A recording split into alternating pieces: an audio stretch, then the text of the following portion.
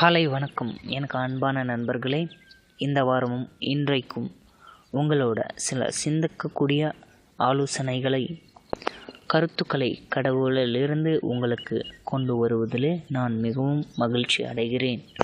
இன்றைக்கு சிறுமைகள், கஷ்டங்கள் நமக்கு ஏன் வருகிறது, அதை யார் கொடுக்கிறார், அந்த நேரத்தில் நாம் எவ்விதமாக செயல்பட வேண்டும் என்பதான கருத்தை உங்களோட பகிர்ந்து கொள்ள விரும்புகிறேன்.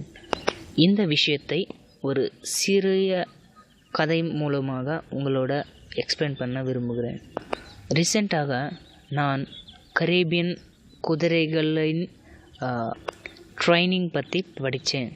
அந்த ட்ரைனிங் பீரியடில் அந்த ஹார்ஸஸை மிகவும் கடினமான பயிற்சிக்குள்ளாக நடத்துவாங்க. அந்த பயிற்சியின் முடிவிலே அந்த குதிரைகளை ஒரு டெஸ்ட்டுக்கு உள்ளாக நடத்துவாங்க. அது என்னவென்றால், வெகு தூரம் அந்த குதிரைகளுக்கு தண்ணி காட்டாமலேயே ரைட் பண்ணுவாங்க. அந்த ரைடு கடைசியில் ஒரு லேக், ஒரு குளத்தாண்ட அந்த ரைடு முடிப்பாங்க. அந்த குதிரைகளை தண்ணி குடிக்கும்படியாக அங்கே அவிழ்த்து விடுவாங்க. அந்த குதிரைகள் தண்ணி குடிக்கிறதுக்கு போகும்போது, அது தண்ணி குடிக்கிறதுக்கு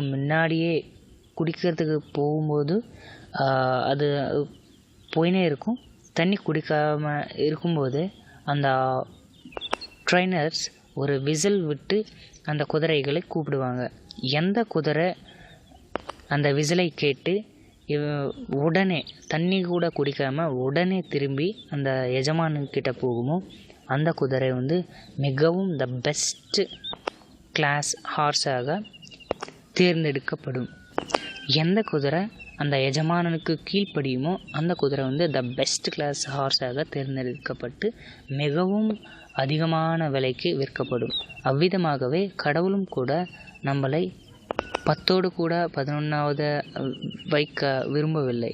அதனால தான் அந்த டெஸ்ட்டுக்கு முன்னாடி வரைக்கும் எல்லா குதிரைகளும் ஒரே மாதிரி தான் இருந்தது. ஆனால் அந்த டெஸ்ட்டுக்கு அப்புறமா தான் த பெஸ்ட் கிளாஸ் ஹார்ஸாக அது எப்படி தேர்ந்தெடுக்கப்பட்டதோ அவ்விதமாகவே கடவுளும் நம்மளை த பெஸ்ட் பர்சனாக தேர்ந்தெடுக்க விரும்பி தான் நம்மளை டெஸ்ட்டுகள் அல்லது சிறுமைகள் மூலியமாக நடத்த வைக்கிறார். அந்த ஹார்ஸ் எவ்விதமாக அந்த எஜமானனுக்கு கீழ்ப்பட்டதோ அவ்விதமாகவே நாமளும் நம்மளுடைய கஷ்ட அல்லது சிறுமையின் நேரத்தில் கடவுளுக்கு கீழ்ப்பட்டு த பெஸ்ட் கிளாஸ் பர்சனாக தேர்ந்தெடுக்கப்பட வேண்டும். நான் மிகவும் ரொம்ப கஷ்டமான சூழ்நிலையாக போயிட்டுருக்கேன் சொல்கிறீங்களா? ஆலோசியுங்கள். ஒரு சாதாரணமான தேர்வு எழுதினால் அதில் ஜெயம் பெற்றால் சாதாரணமான ஒரு மதிப்பு தான் கிடைக்கும்.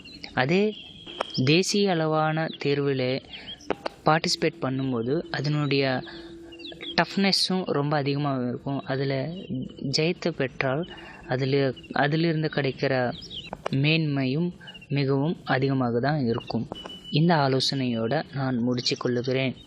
கடவுளுக்கு சித்தமான நான் அடுத்த வாரம் இன்னொரு ஆலோசனையோடு உங்களை மீட் பண்ணுறேன். அதுவரை நன்றி, வணக்கம், தேங்க்யூ.